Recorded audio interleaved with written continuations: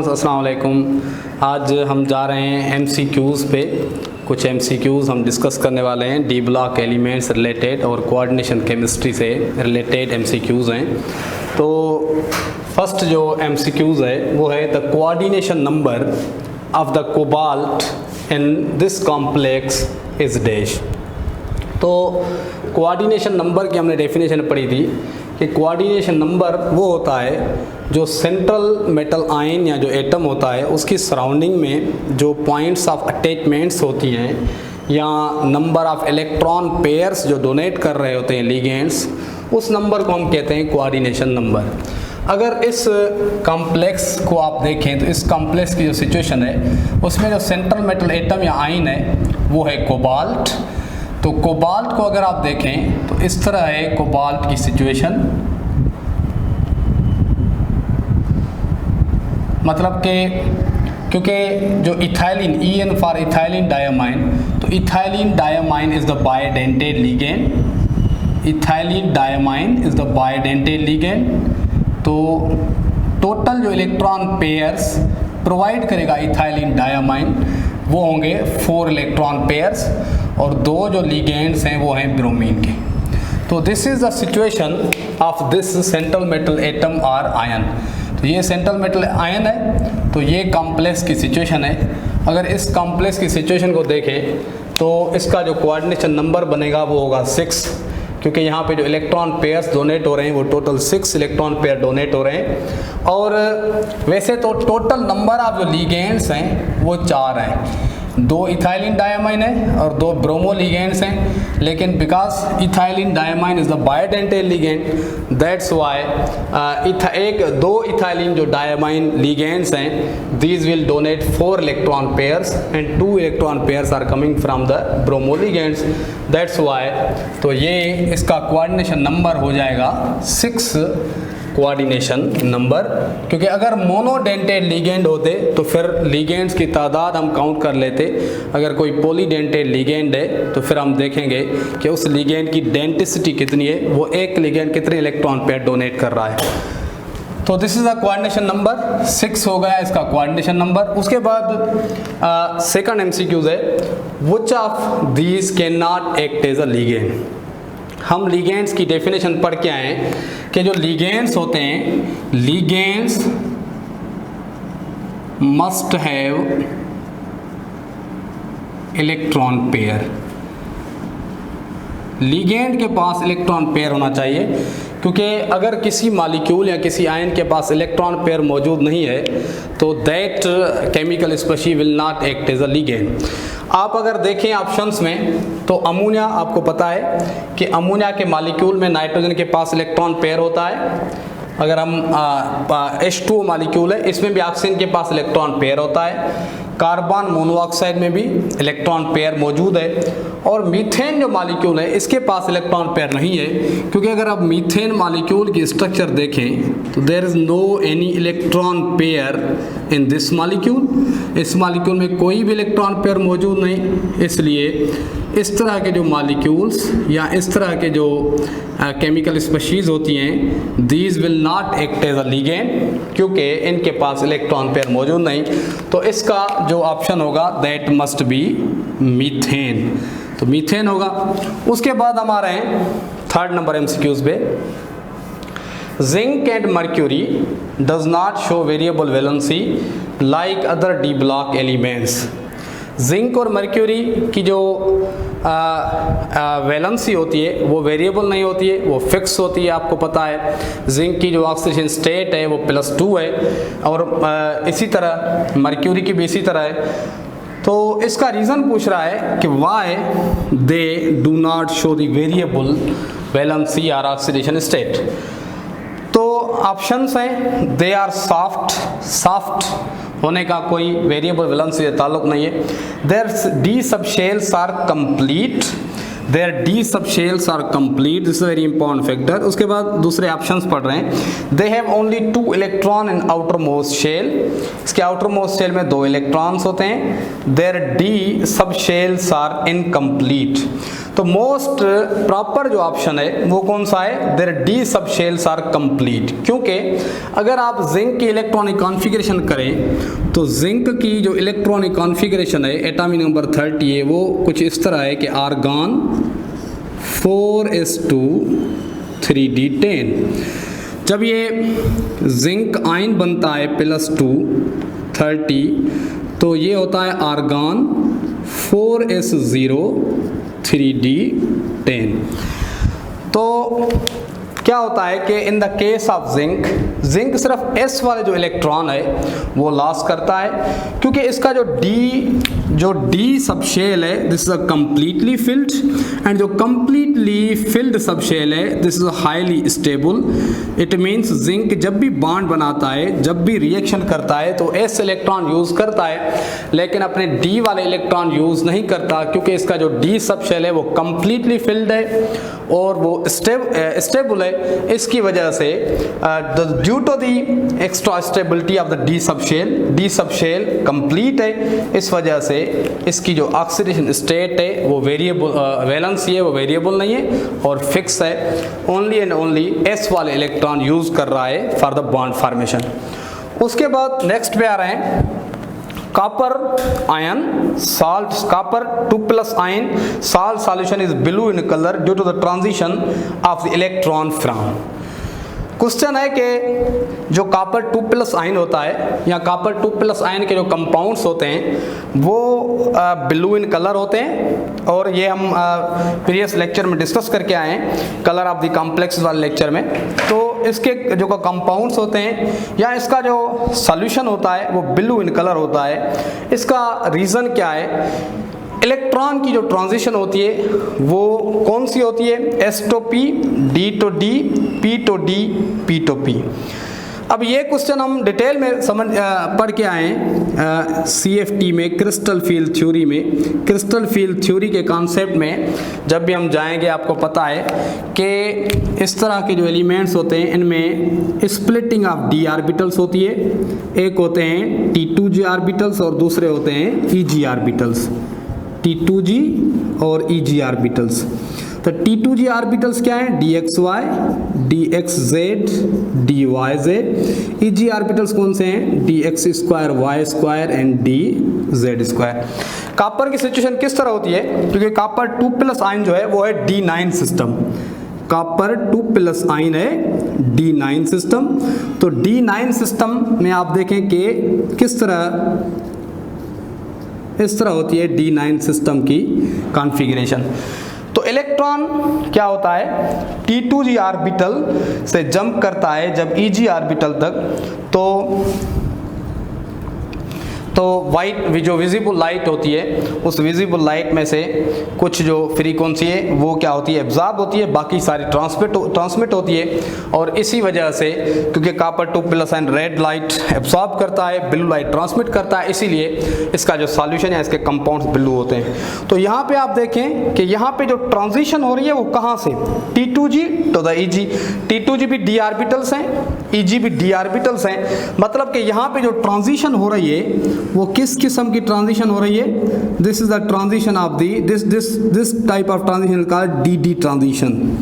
इसको हम कहते हैं डी ट्रांजिशन, क्योंकि T2g भी d ऑर्बिटल्स हैं और EG भी d ऑर्बिटल्स हैं। तो right option will B d to d, मतलब कि d ऑर्बिटल से इलेक्ट्रॉन जा रहा है d ऑर्बिटल्स में, क्योंकि कुछ d ऑर्बिटल्स लोअर एनर्जी में चले जाते हैं और कुछ d ऑर्बिटल्स हायर एनर्जी में चले जाते हैं according to the concept of the CFT।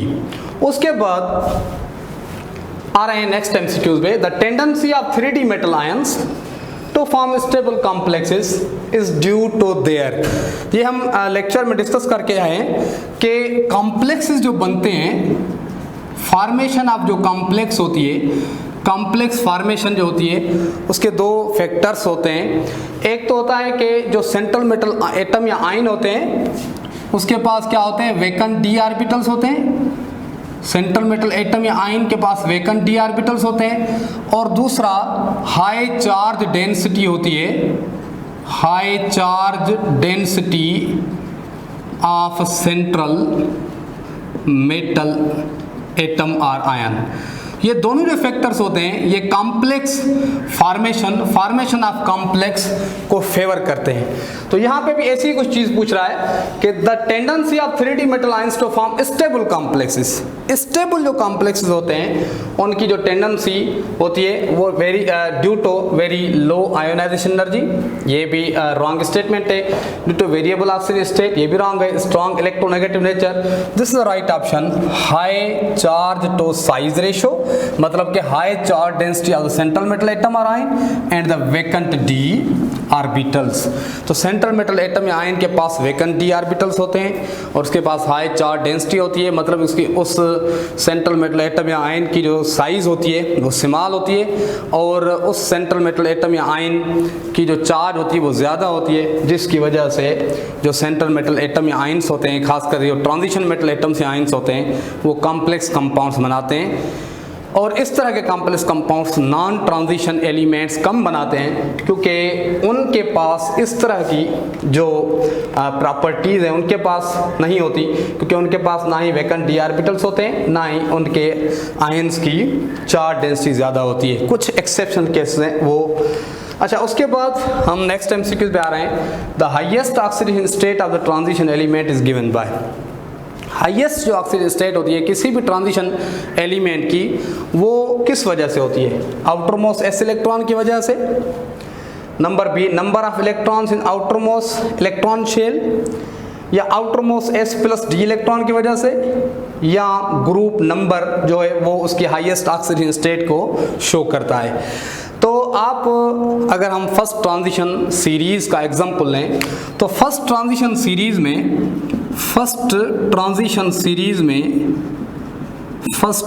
Series में आपने देखा कि हाईएस्ट जो first transition scandium to zinc, इसमें जो हाईएस्ट ऑक्सीडेशन स्टेट थी वो किसकी थी? मैंगनीज की, दैट वाज +7। अगर आप इसकी हाईएस्ट ऑक्सीडेशन स्टेट देखें क्यों है on the basis of the electronic configuration, तो मैंगनीज 25 की इलेक्ट्रॉनिक कॉन्फ़िगरेशन होती है, argon 4s2 3d5। This is the electronic configuration of the manganese. आप देखेंगे 2 इलेक्ट्रॉन्स हैं इसमें और 5 इलेक्ट्रॉन्स हैं किसमें? डी में। इसका मतलब ये हुआ कि इसकी जो +7 ऑक्सीडेशन स्टेट तब होगी जब ये s वाले इलेक्ट्रॉन भी यूज़ करे और d वाले इलेक्ट्रॉन भी क्या करे? यूज़ करे फॉर द बॉन्ड फॉर्मेशन। अगर ये दोनों इलेक्ट्रॉन का सम क्या बनता है? 2s इलेक्ट्रॉन और d के 5 इलेक्ट्रॉन, तो क्या हो जाएगी? Oxidation state +7। तो इसका मतलब ये हुआ कि हाईएस्ट ऑक्सीडेशन स्टेट जो ट्रांजिशन मेटल्स की, ट्रांजिशन एलिमेंट्स की होती है, वो क्यों होती है? क्योंकि वो s इलेक्ट्रॉन भी यूज करते हैं एज वेल एज वो d इलेक्ट्रॉन भी बॉन्ड फॉर्मेशन के लिए यूज करते हैं, जिस तरह हमने मैंगनीज का एग्जांपल लिया। तो right option will be outermost s electron as well as d electron.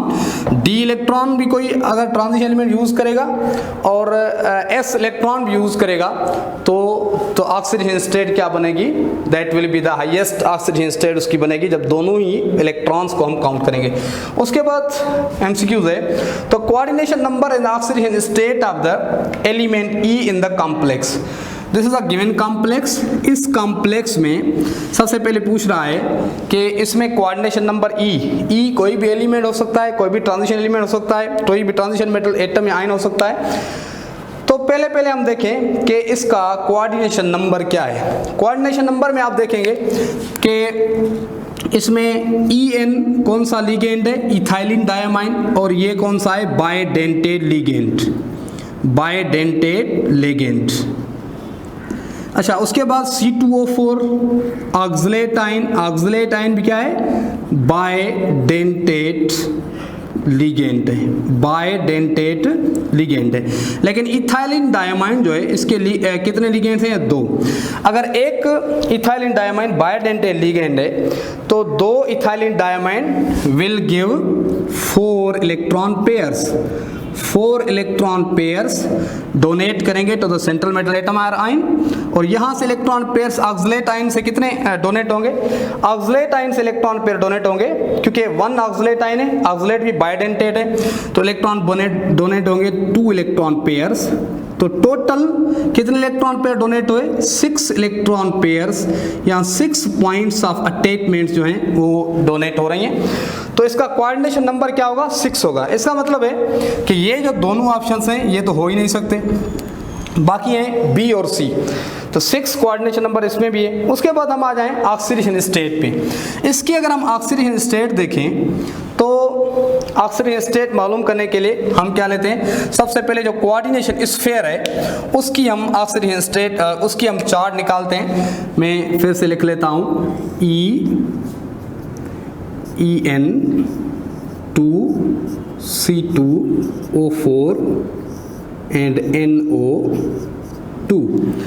तो यहाँ पे NO2 नाइट्राइट आयन की चार्ज होती है -1, तो इसकी चार्ज क्या होगी, +1। इसका मतलब ये हुआ कि अगर इसकी E की हम ऑक्सीजन स्टेट X कंसिडर कर लें, X, तो इन सब की जो ऑक्सीजन स्टेट होगी इनका सम क्या होना चाहिए, = +1। तो X प्लस En की क्या है, इथाइलिन डायमाइन न्यूट्रल लिगेंड है 0।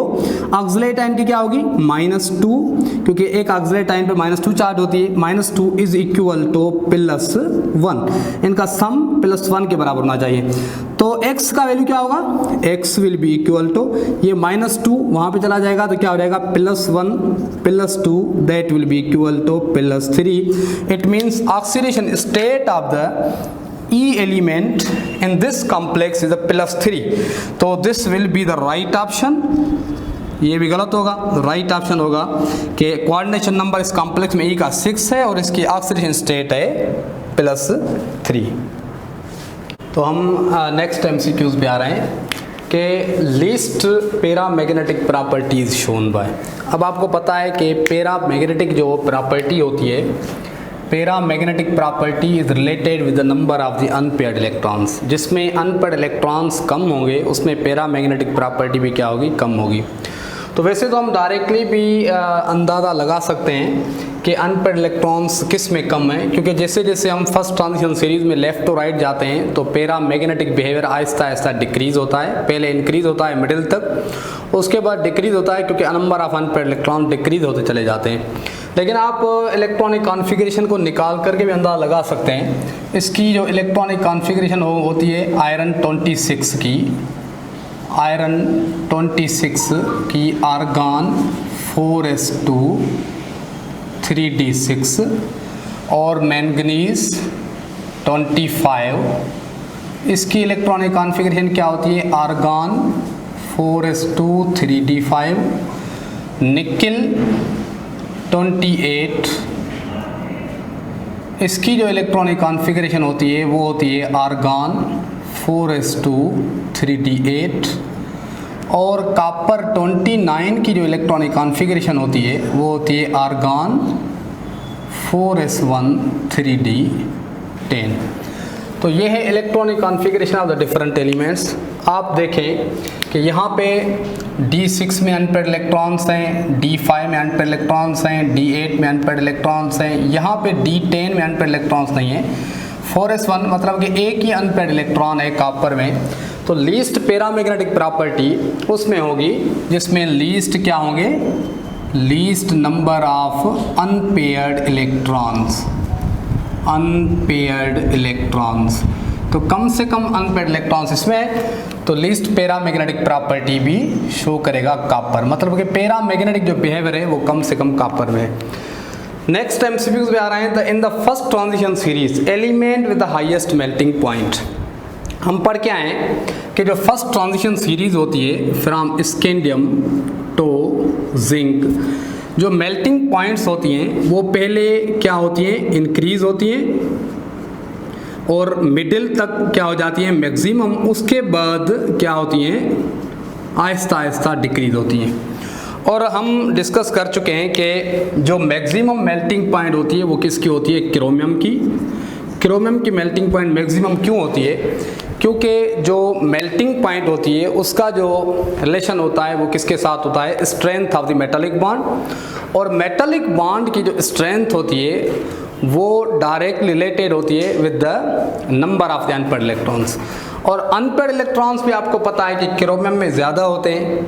वैसे मैंगनीज में भी अनपेयर्ड इलेक्ट्रॉन ज़्यादा होते हैं, लेकिन मैंगनीज की जो मेल्टिंग पॉइंट है वो एक्सेप्शनली थोड़ी लो होती है, बाकी जो मैक्सिमम मेल्टिंग पॉइंट होती है वो क्रोमियम की होती है, क्योंकि क्रोमियम में जो सिस्टम है वो D5 सिस्टम है, और D5 सिस्टम में नंबर ऑफ इलेक्ट्रॉन्स क्या है, मैक्सिमम है। अनपेयर्ड इलेक्ट्रॉन्स मैक्सिमम होंगे तो स्ट्रेंथ ऑफ मेटालिक बॉन्ड ज़्यादा होगी, मेटालिक बॉन्ड की स्ट्रेंथ ज़्यादा होगी तो मेल्टिंग पॉइंट भी क्या होगी, ज़्यादा होगी। तो right option is the chromium. Chromium first transition series में सबसे उसकी ज़्यादा मेल्टिंग पॉइंट होती है। उसके बाद आ रहे हैं which of the following has the maximum number of unpaired electrons. कुछ आयंस हैं उनमें ज़्यादा से ज़्यादा अनपेयर्ड इलेक्ट्रॉन्स किस में हैं, तो जाहिर सी बात है हमें इलेक्ट्रॉनिक कॉन्फ़िगरेशन करनी पड़ेगी। पहले आयरन 26 है, यहाँ है क्रोमियम 24, यहाँ है भी है आयरन 26, यहाँ है कोबाल्ट 27। अगर आयरन की कॉन्फ़िगरेशन देखें तो होती है आर्गन 4s2 3d6। क्रोमियम की देखें तो इलेक्ट्रॉनिक कॉन्फ़िगरेशन, हम फ्री एटम की फिलहाल बात कर रहे हैं, 4s1 3d5। आयरन की लिखी पड़ी है आर्गन 4s2 3d6, और कोबाल्ट की है आर्गन 4s2 3d7। अब हमें यहाँ पे आयंस दिए हुए हैं, तो आयरन की जो आयंस की इलेक्ट्रॉनिक कॉन्फ़िगरेशन होगी, अगर आयरन से इलेक्ट्रॉन क्या करें हम रिमूव करें, तो आयरन 2+ आयन की इलेक्ट्रॉनिक कॉन्फ़िगरेशन क्या होगी, आर्गन। आपको पता है कि इलेक्ट्रॉन कहाँ से जाते हैं, पहले S से, तो 4s0 3d6। उसके बाद यहाँ पे आयन है क्रोमियम 3+, तो क्रोमियम 3+ की कॉन्फ़िगरेशन किस तरह होगी, आर्गन। एक इलेक्ट्रॉन जाएगा S से, 2 इलेक्ट्रॉन जाएंगे D से, तो configuration will be 4s0 3d3। उसके बाद आयरन 3+ की अगर हम कॉन्फ़िगरेशन करें, आयरन 3+, तो इसकी इलेक्ट्रॉनिक कॉन्फ़िगरेशन किस तरह होगी, आर्गन 4s0 3d, यहाँ से 3d होगा 5। उसके बाद है कोबाल्ट 2+, आर्गन 2+, 2s से इलेक्ट्रॉन जाएंगे तो यहाँ पे हो जाएगी 4s0 3d7। अब हमें देखना है कि सब में 4s0 है। अनपेयर्ड इलेक्ट्रॉन का जो यहाँ पे ताल्लुक है वो D सिस्टम से है, तो सबसे अनपेयर्ड इलेक्ट्रॉन किस सिस्टम में होते हैं, D5 सिस्टम में, क्योंकि अगर आप D5 सिस्टम को देखें तो 5 अनपेयर्ड इलेक्ट्रॉन होंगे, 1 2 3 4 5। D5 सिस्टम में सारे के सारे इलेक्ट्रॉन्स क्या होंगे, अनपेयर्ड होंगे। D7 में भी पेयरिंग हो जाएगी, D3 में 3 अनपेयर्ड इलेक्ट्रॉन, D6 में भी पेयरिंग हो जाएगी। सो the ion having maximum number of unpaired electron will be iron 3 ion, जिसमें 5 क्या है, unpaired electrons हैं। उसके बाद आए which ion gives the colored solution, which ion gives the colored solution। अब कलर्ड सॉल्यूशन वो आयन देगा जिसकी इलेक्ट्रॉनिक कॉन्फ़िगरेशन जो होगी उसमें dd जो ट्रांजिशन है वो पॉसिबल होगी। फॉर एग्जांपल कॉपर +1 की अगर कॉन्फ़िगरेशन करें तो कॉपर +1 की कॉन्फ़िगरेशन किस तरह होगी, आर्गन, वैसे 4s1 3d10 होती है कॉपर मेटल की, लेकिन कॉपर +1 है तो यहाँ पे हो जाएगा 4s0 3d10 system. Zinc 2+ ion आपको पता है कि argon 4s 3d, zinc free atom की क्या होती है 4s2 3d10, लेकिन यहाँ पे हो जाएगा 4s0 3d10 हो जाएगा।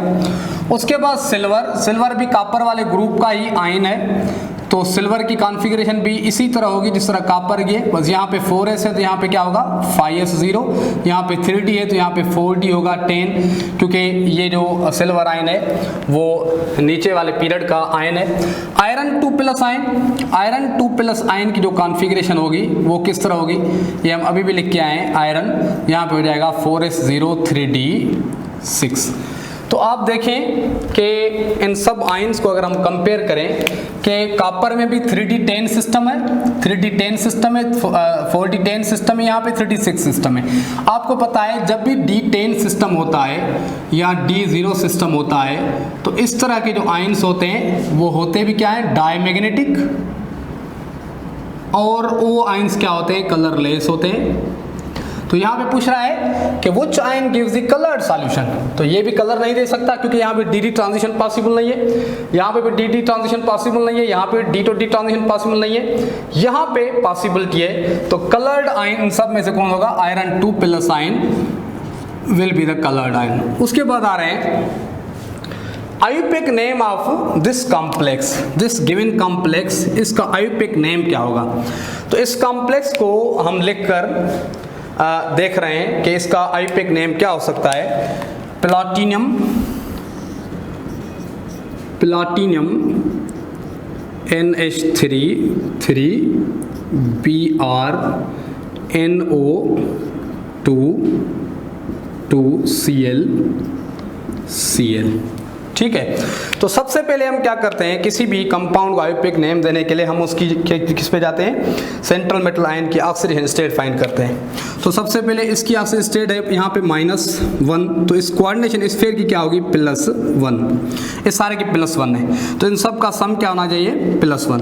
तो इस क्लोरीन की -1, NO2 की -1 × 2, -1 × 2, ब्रोमीन की -1, this is the neutral ligand. इसका मतलब है यहाँ पे -1 -2 -1 कितने, -4, तो -4 इसकी ऑक्सीडेशन स्टेट क्या होना चाहिए, क्या होनी चाहिए, +4, क्योंकि +4 से जब आप ये ऐड करेंगे oxidation state you will get the +1। आप एक्स वाले मेथड से भी ये सॉल्व कर सकते हैं, हमने यहाँ पे डायरेक्ट किया हुआ है। तो यहाँ पे oxidation state of the platinum is +4। अब हम नाम दे रहे हैं, तो अकॉर्डिंग टू द आयुपिक रूल्स सबसे पहले हम जो नाम देते हैं वो देते हैं केटाइन पार्ट, केटाइनिक पार्ट, ये केटाइनिक पार्ट है इस कॉम्प्लेक्स कंपाउंड का, ये क्या है, एनायनिक पार्ट है। तो जो केटाइनिक पार्ट है उसमें लिगेंड है, सबसे पहले लिगेंड्स हैं। तो 4 टाइप्स ऑफ लिगेंड्स हैं यहाँ पे, क्लोरो, नाइट्रो, ब्रोमो, अमाइन। तो हम जब लिगेंड्स का नाम लिखते हैं तो हम क्या करते हैं, अल्फ़ाबेटिकल आर्डर को फॉलो करते हैं। सबसे पहले अल्फ़ाबेटिकल आर्डर में कौन आता है, अमाइन। तो 3 अमाइन्स हैं, तो यहाँ पे क्या लिखेंगे, ट्राई अमाइन, ट्राई अमाइन। उसके बाद अल्फ़ाबेटिकल आर्डर में क्या आता है, ब्रोमो, ट्राई अमाइन ब्रोमो। उसके बाद अल्फ़ाबेटिकल आर्डर में कौन आता है, क्लोरो। उसके बाद अल्फ़ाबेटिकल आर्डर में क्या आता है, नाइट्रो। तो ट्रायामाइन, ब्रोमो, क्लोरो, नाइट्रो। अब लिगेंड्स खत्म हो गए, अब central metal atom platinum, platinum oxidation state यहाँ पे क्या है इसकी 4, थोड़ी सी स्पेस है कि हम क्या लिखेंगे, क्लोराइड। और राइट ऑप्शन जो है यहाँ पे कौन सा है, triamine, bromo, chloro, nitro, platinum 4, this is the right option. इसका मतलब ये हुआ कि ये हमारा, वैसे आप अगर दूसरे ऑप्शंस को देखें वो रॉन्ग क्यों है, ट्राइअमाइन क्लोरो, यहाँ पे क्या लिखा हुआ है, ब्रोमो से पहले क्या लिखा गया है, क्लोरो, तो यहाँ पे ये गलत है क्योंकि अल्फ़ाबेटिक आर्डर यहाँ पे फॉलो नहीं किया हुआ, तो this is not a write name. उसके बाद अगर इस पे आए, ट्राइअमाइन, ब्रोमो, क्लोरो, प्लाटिनेट। प्लाटिनेट यहाँ पे गलत लिखा हुआ है क्योंकि प्लाटिनेट हम तब लिखेंगे जब कोऑर्डिनेशन स्फीयर जो है उस पे नेगेटिव चार्ज होगी, तो this would also be wrong. Triamine, bromo, chloro, nitro, platinum 2, वैसे तो ये सही लिखा हुआ है लेकिन यहाँ पे प्लाटिनम की जो ऑक्सीजन स्टेट है वो 2 है, दैट इज रॉन्ग, तो ये भी रॉन्ग हो जाएगा। ट्राइअमाइन, नाइट्रो, यहाँ पे अल्फ़ाबेटिकल आर्डर जो है वो गलत है, तो ये भी रॉन्ग हो जाएगा। तो right option will be triamine, bromo, chloro, nitro, platinum 4, chloride. तो ये कुछ MCQs थे कोऑर्डिनेशन कंपाउंड्स के बारे में और कुछ प्रॉपर्टीज़ के बारे में। तो उम्मीद है कि आपको ये वीडियो पसंद आई होगी। लाइक, शेयर और सब्सक्राइब ज़रूर करें चैनल को और अगली वीडियो का इंतज़ार करें। थैंक यू, अल्लाह हाफिज़।